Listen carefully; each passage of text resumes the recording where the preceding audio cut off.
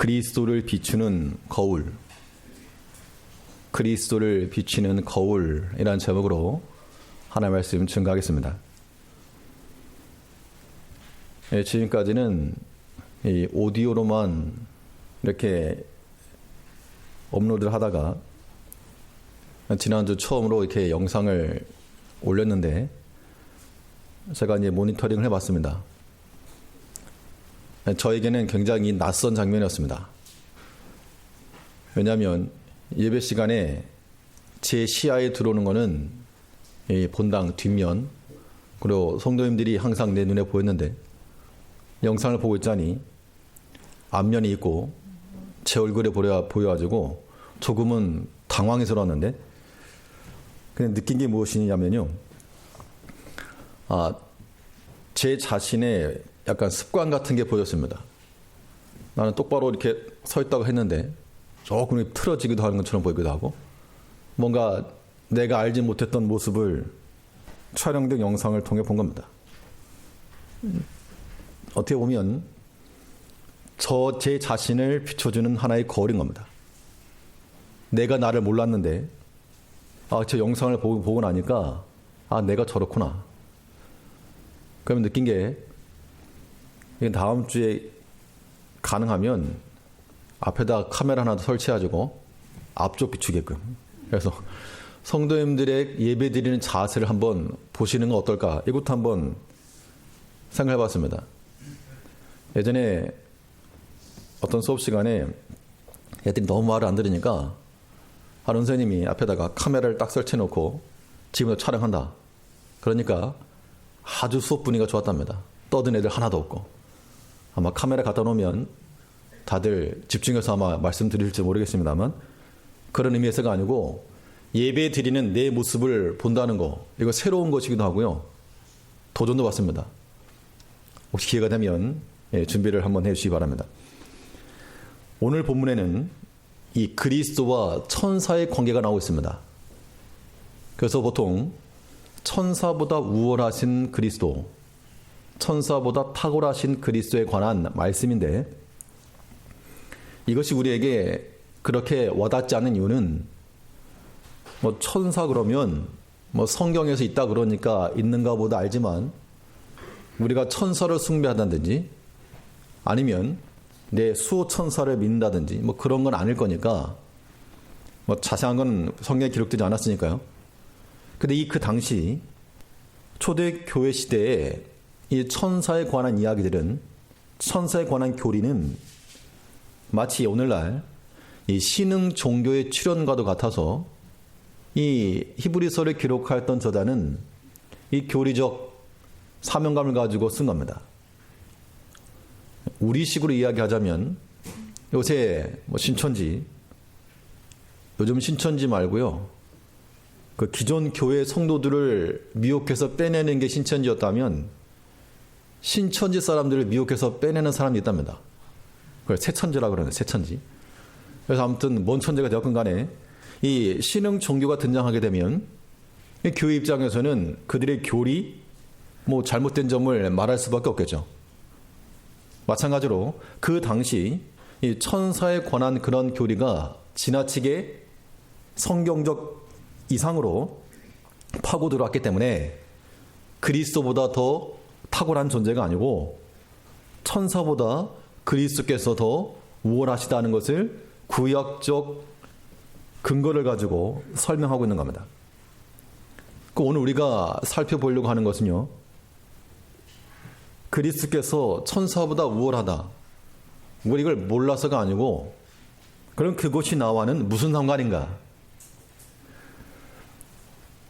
천사를 통해서 부각된 그리스도의 모습을 보고 이 그리스도가 나와 어떤 관계에 있는가, 여기서부터 우리의 신앙 고백이 나와야 되는 겁니다.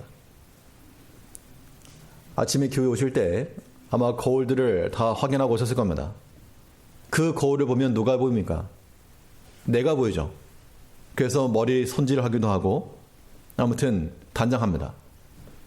오늘 본문에 나오는 것은 이 천사표 거울을 통해서 누구를 보라는 겁니까? 그리스도를 보라. 꼭 천사만 아닙니다. 우리 삶 모든 걸 통해서 우리는 그리스도를 볼 수 있어야 됩니다.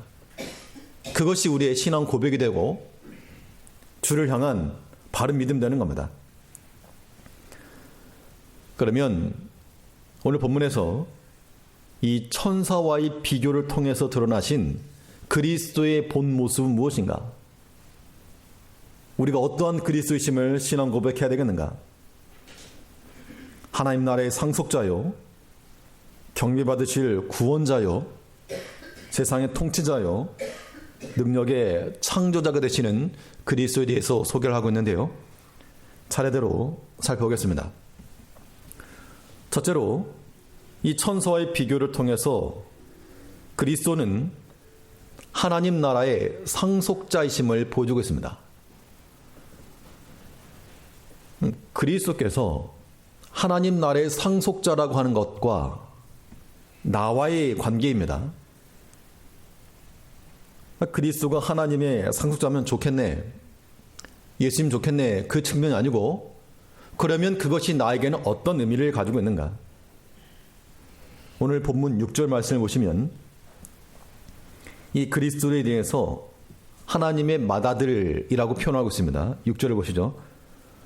또 맏아들을 이끌어 세상에 다시 들어오게 하실 때에 하나님의 모든 천사가 저에게 경배할지어다 말씀하시며, 이 유대 사회에서 맏아들이라고 하는 개념은 상속자라고 하는데, 상속자. 그러면 하나님 나라의 모든 기업이 그리스도께로 상속이 되었는데, 여기서 우리가 주목하고 기억해야 될 것은 무엇인가? 이 예수님만 상속자가 아니라는 겁니다. 그리스도를 가리켜 무슨 아들 그랬습니까? 맏아들. 맏아들이라고 하는 것은 첫째입니다. 첫째. 여기서 아들, 딸 다 포함해서입니다. 그러면 맏아들, 첫째이면 그 둘째, 셋째가 있다는 뜻일 것인데, 그 둘째, 셋째 형제가 누구인가? 곧 우리 믿는 성도들을 가리킨다는 겁니다. 그래서 로마서 8장을 보시면, 로마서 8장 29절에서 한번 찾아보시죠. 로마서 8장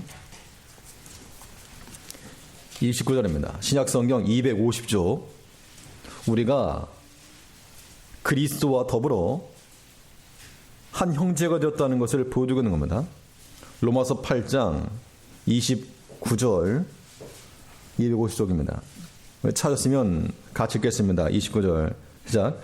하나님이 미리 아신 자들로 또한 그 아들의 형상을 본받게 하기 위하여 미리 정하셨으니 이는 그로 많은 형제 중에서 맏아들이 되게 하려 하심이니라. 그리스도는 우리에게 있어서 하나님의 맏아들이시요, 우리를 말하면 큰형님이신 겁니다. 그러면 하나님께서 이 그리스도를 맏아들로 불러서 하나님 나라의 영광을 기업으로 주셨다는 것은 우리 믿음의 성도들이 그 하나님 나라의 분깃에 참여할 수 있다라고 하는 걸 보여주고 있는 겁니다. 그래서 이 천사표 교훈을 통해서 그리스도께서 하나님 나라의 상속자라고 하는 이 사실과 더불어 우리가 얻을 분깃, 우리 믿음의 성도들이 얻을 분깃도 그리스도 안에 있음을 깨달으라는 겁니다. 마태복음 보면 하나님 나라를 얻는 방법에 대해서 말씀하고 있죠. 하나님 나라를 얻는, 그 기업을 얻는 방법을 어떻게 표현하고 있는가 하면, 그 나라는 열매 맺는 백성이 받을 것이라. 그 나라에 합당한 열매를 맺는 백성들은 그 나라를 얻을 것에 대해서 약속하고 있다는 겁니다. 그러면 이제 우리가 주목할 것은 맏아들 되신 그리스도께서 하나님 나라의 상속자요, 그의 사랑하는 자녀들이 그의 형제들로서 또한 그 나라를 얻을 수 있다면 어떻게 얻을 것인가? 그 방법은 그리스도의 순종의 본을 따라 하나님 나라의 상속자 반열에 들어가는 겁니다. 그리스도께서 아름다운 이름을 얻으신 그 방편이 죽기까지 복종하신 그 순종함을 통하여서 높은 이름을 얻었는데, 이 같은 방식으로 우리도 이름을 얻고 하나님 나라의 기업에 들어간다는 겁니다. 우리 4절 말씀을 보시면,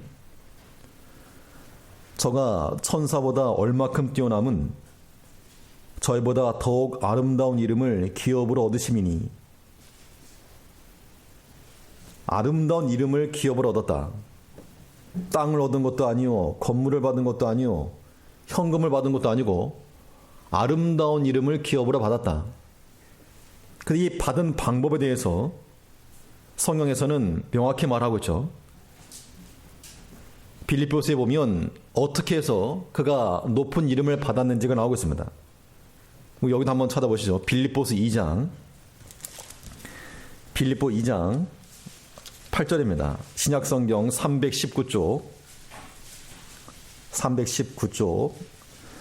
빌립보 2장 8절과 9절입니다. 8절과 9절 우리 한번 같이 읽겠습니다. 8절 시작. 사람의 모양으로 나타나셨음에 자기를 낮추시고 죽기까지 복종하셨으니 곧 십자가에 죽으심이라. 이러므로 하나님이 그를 지극히 높여 모든 이름 위에 뛰어난 이름을 주사 이름을 주셨는데, 그가 자기를 낮추시고 죽기까지 복종하심을 통하여 이름을 얻었다는 겁니다.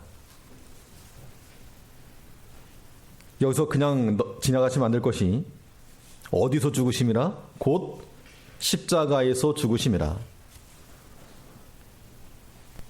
그리스도께서 하나님 나라의 상속자가 되시고 그 기업을 얻으신 것은 죽기까지 십자가에서 죽으심, 그 순종함을 통하여 아름다운 이름을 얻으신 겁니다. 그럼 결론은 여기 있는 거죠. 우리가 하나님 나라의 그런 지분에 참여하려면 마찬가지로 그리스도께서 보이신 온전한 순종, 빌립보서에서는 순종이라 말하지 않고 복종이라 복종, 온전한 하나님 말씀에 대한 순종과 복종이 있을 때 거기서부터 하나님 나라를 얻는 겁니다. 용광로 속에 쇳덩어리가 들어가면 사람이 아무리 힘이 있어도 쇳덩어리를 구부리거나 펼 수 없습니다. 근데 그 용광로 속에서 다 녹아지고 난 뒤에 여러 가지 모양으로 바뀌어가는 겁니다.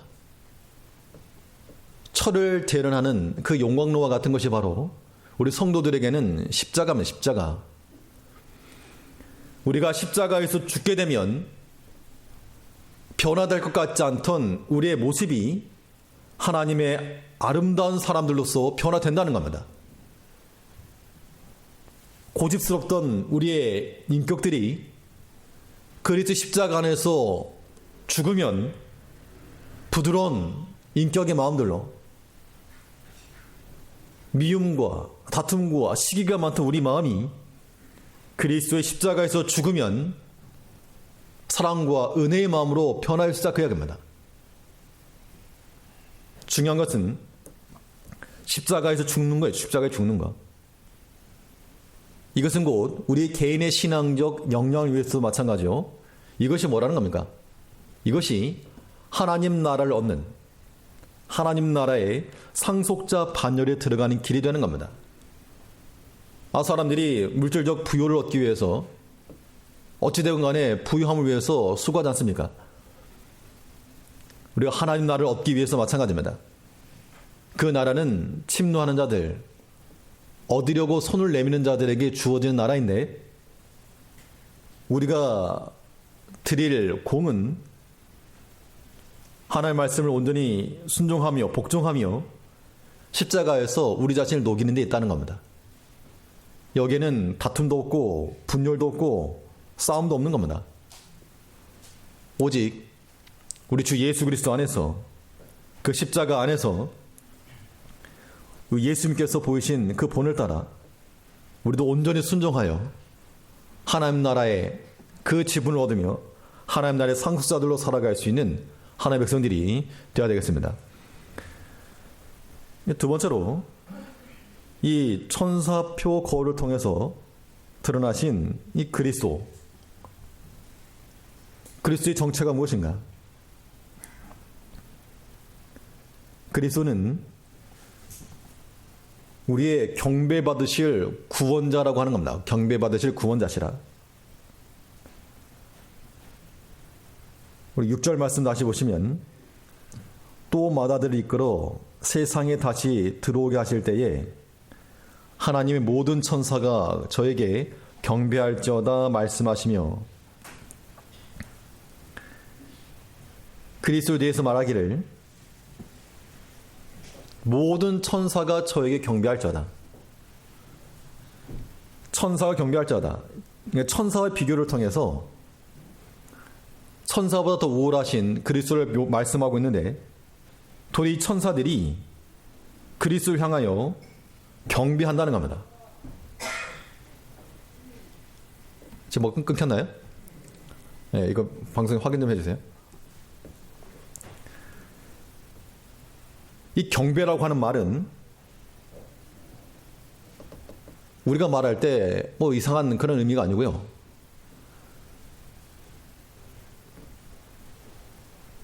그리스도께 우리의 존경심과 또 주를 대접하는 마음을 갖는 겁니다.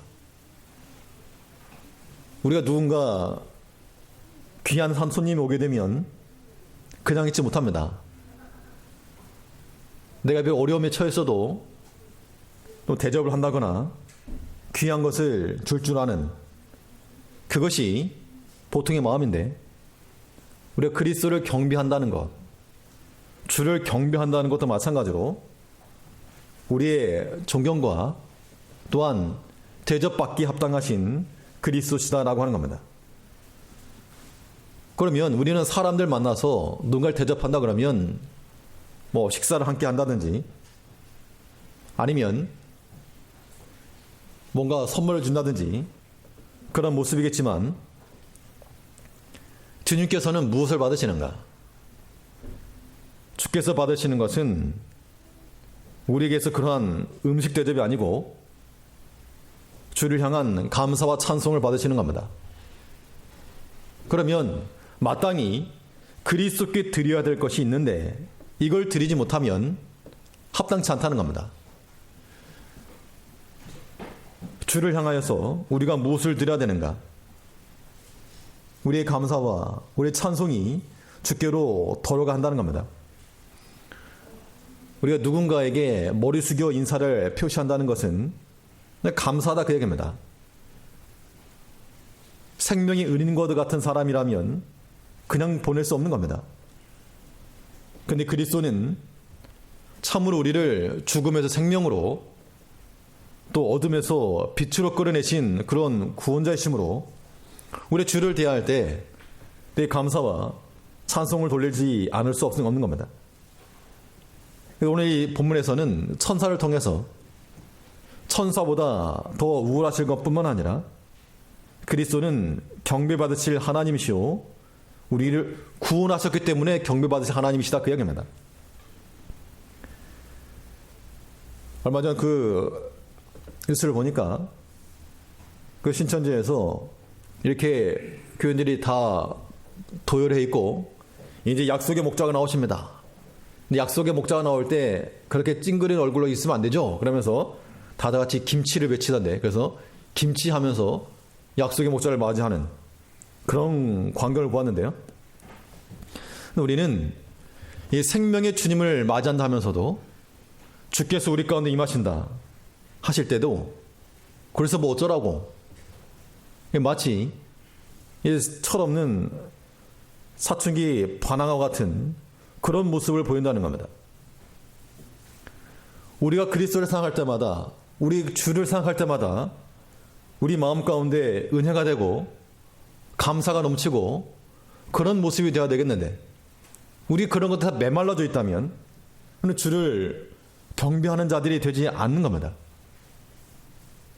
우리가 그리스도를 경배하는 자들 되려면 그리스도를 생각할 때마다 그 은혜가 깊이 묵상되고 그냥 감사한 게 생각이 나고 우리 마음이 평온하게 되는 그것을 얻어야 한다는 겁니다. 우리 주님께서는 천사와 비교해서가 아니고 이제는 우리 자신과 비교해서요.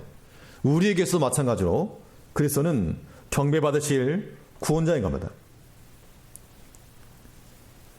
우리 경배를 받으신다는 것은 우리에게 있어서는 우리가 나를 사랑하시는 그 그리스도를 더욱 알아가는 그런 즐거움들이 또한 있어야 됩니다. 가끔 차를 타고 가다 보면 그 방송 장비를 갖다 놓고 촬영하는 그런 것들을 간혹 목격할 때가 있습니다. 특히 다리를 지나갈 때 보면, 그러면 그 찰나의 순간이지만 무슨 촬영하는가 보다, 혹시나 아는 사람이 나왔을까 한번 보기도 하고, 아니면 만일 천천히 갈 수 있다 그러면 일부러 천천히 가면서 쳐다도 볼 겁니다. 내 가는 길에서 내 길을 잠시 멈추고 주목하고 바라본다는 것은 그만큼 우리의 관심을 드리는 것이고, 지나치게 말하자면 그것에 대해서 우리 시선을 돌리는 겁니다. 경배하는 겁니다. 우리가 하나님을 경배한다는 것은 다름 아닌 우리의 삶 가운데서 하나님이 임하시는 것에 대해서 우리가 잠시 멈출 수가 있고 그를 향하여 주목할 수 있는 것이 하나님을 경배하는 것입니다.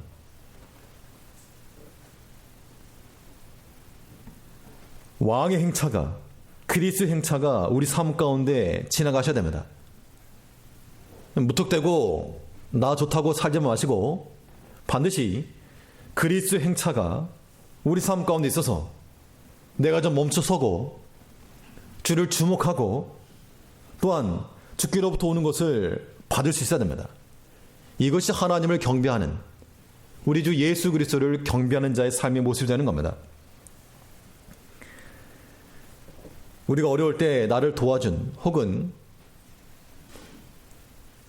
내 자식을 살려준 은인이라면 우리는 쫓아가서라도 인사를 전하고 또 감사를 표시할 겁니다. 그런데 우리는 그 그리스도를 피하거나 외면한다는 겁니다. 이것이 우리의 본 심정들이죠. 왜 피할까? 왜 외면을 할까? 그 이유는 내 육체대로 살아가야 되겠는데 이게 걸림이 된다는 겁니다. 내가 세상에서 이렇게 살아가야 되겠는데 그리스도께서 오신다 그러면 불편하거든요. 그래서 우리가 주를 모른 척하고 외면하고 말씀에 귀를 닫고 경건생활을 버리고 그러는 겁니다.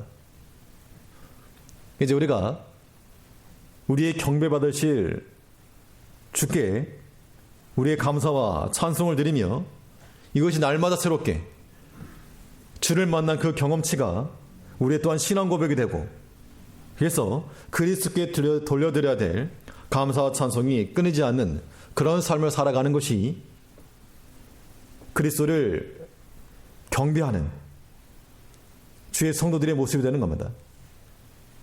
천사보다 탁월하다는 것 정도만이 아니고 그들을 통해서 보여주시는 바 그리스도는 경배받으실 하나님이신 우리가 알고 우리 삶 가운데 또한 주를 경배하며, 경배라고 하는 말이 우리가 와닿지 않기 때문에 우리의 모든 발걸음을 멈추고 행하는 것을 멈춰 주를 바라보며 주께 감사할 줄 아는 그러한 쉼표가 있는 삶을 살아가는 성도님들 되시기 바라겠습니다.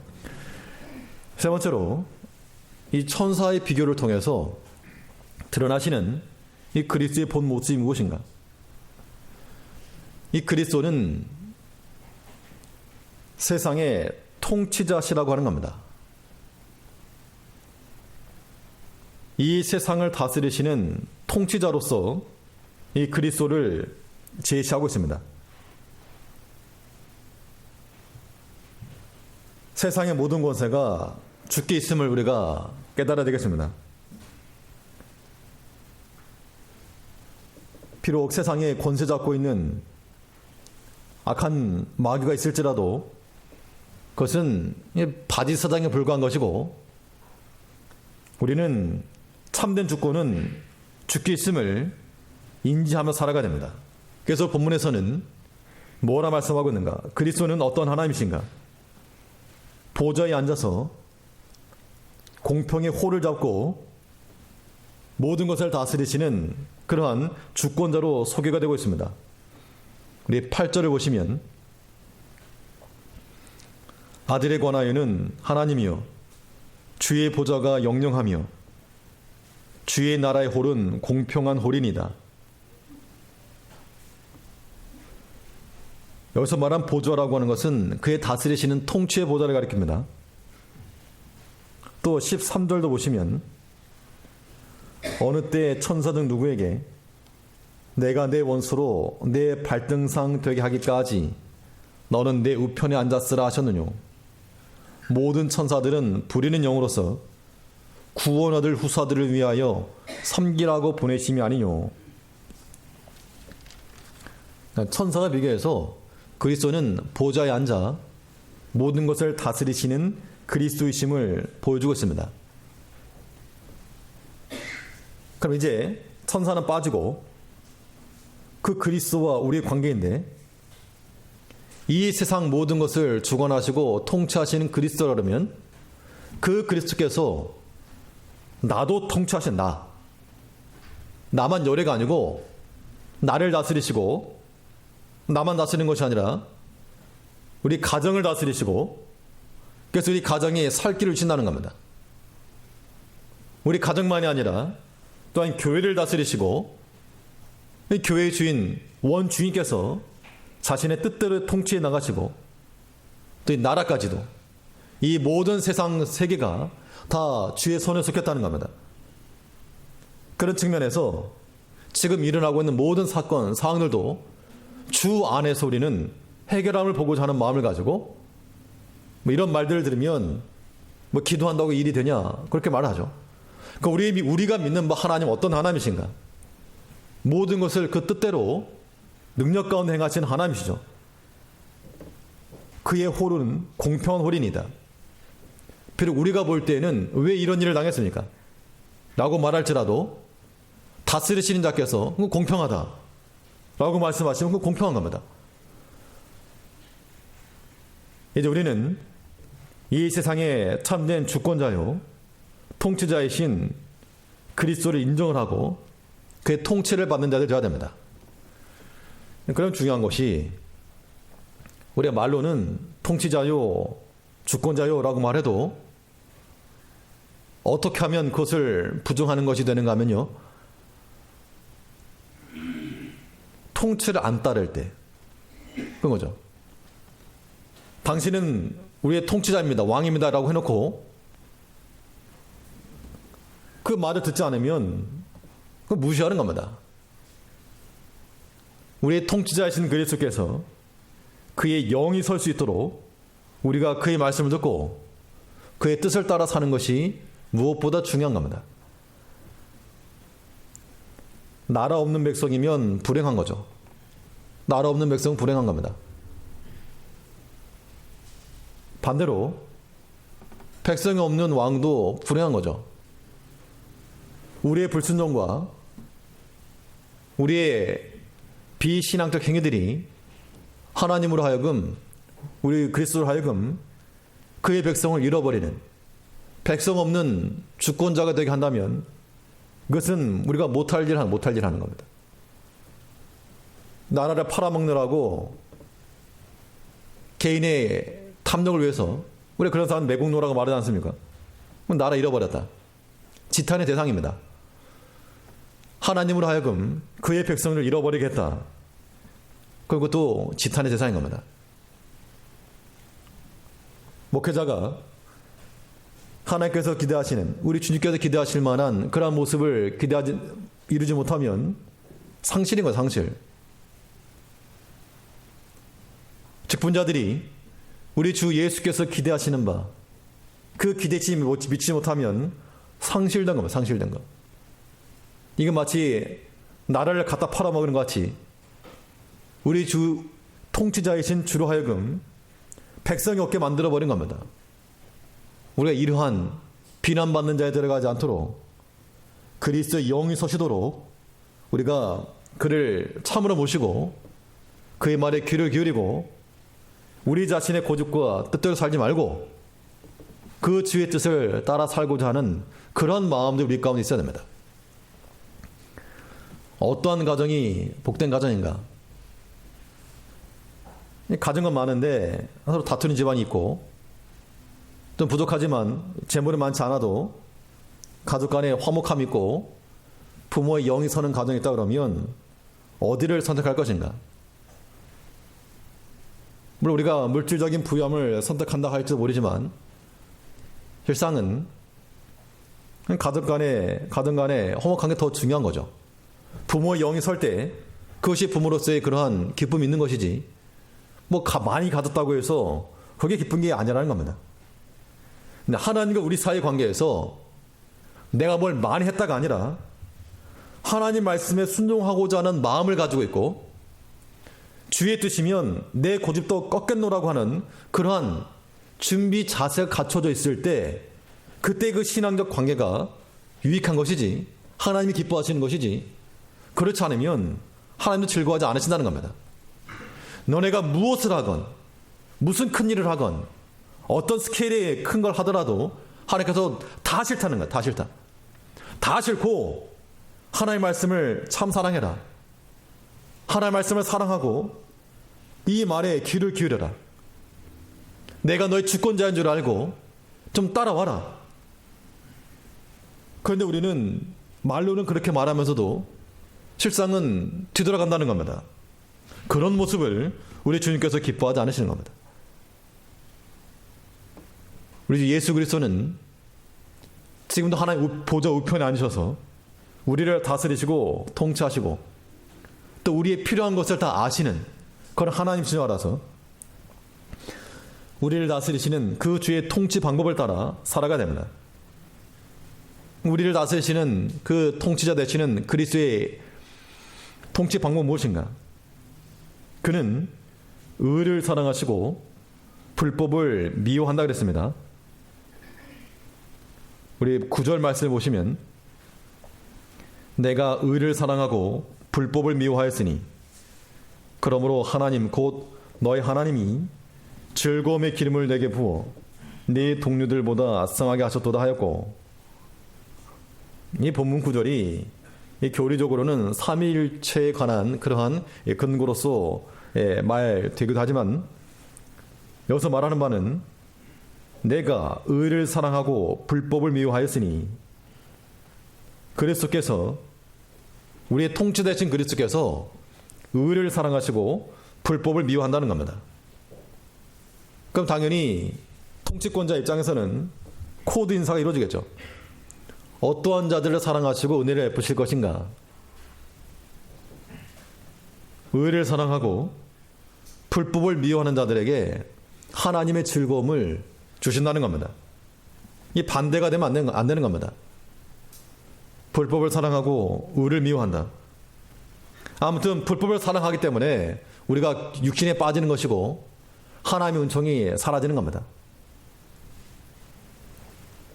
이 천사와의 비교를 통해서 그리스도는 세상의 통치자시요 세상의 통치자 거창하게 말하지 말고 나를 다스리시는 하나님이시요 나의 주권자시요 우리가 순종해야 될 그러한 우리의 아버지시요 이런 믿음을 가지고 살아간다는 겁니다. 우리 주 예수께서 불법을 미워하신다 그랬으니까 우리도 마찬가지로 불법을 미워하게 해달라는 그런 마음과 그런 기도를 가지고 사셔야 되겠습니다. 불법을 사랑하지 말고 죄와 악한 것을 미워하고 우리 속에서 올라오는 악한 쓴뿌리들, 죄악된 것들 그 미워하는 마음을 가지고 주의 영을 세워나가는 이것이 이 땅의 통치자요 우리의 주권자이신 그리스도를 섬기는 성도들의 삶 모습이 되는 겁니다. 이 한 주간도 우리가 주의 통치 아래 안전하고 온전한 삶을 살아가는 우리가 되어야 되겠습니다. 마지막으로 이 천사와의 비교를 통해서 드러나신 그리스도는 어떠한 분이신가?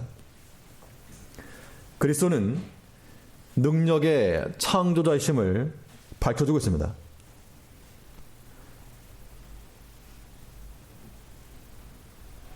주의 손에는 우리가 알지 못하는 그 능력의 무한함이 있음을 깨달으라 그 이야기입니다. 우리 10절 말씀부터 보시면 또 주여 태초에 주께서 땅의 기초를 주었으며 하늘도 주의 손으로 지으신 바라.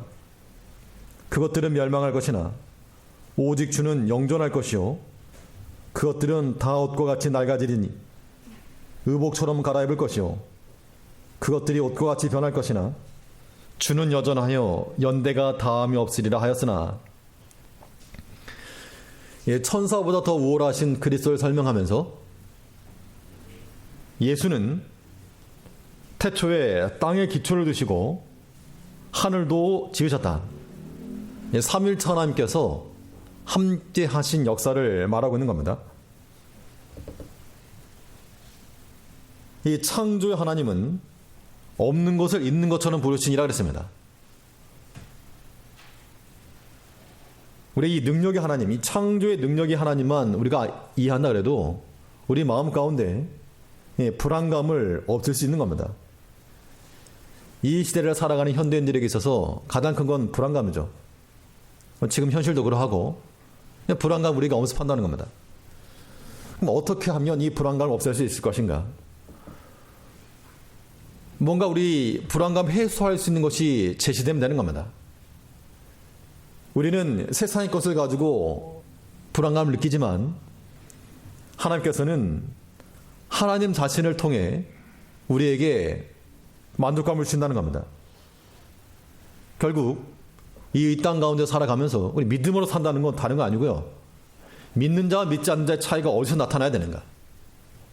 똑같이 어려움의 때를 지나고 있고 똑같이 경제적 위기를 거치고 있고 똑같이 외적 시험이 있어도 믿는 자와 믿지 않는 자의 차이점은 분명해야 되겠는데 하나님 안에서 안정감과 평안과 위로를 받을 수 있지 않다는 겁니다.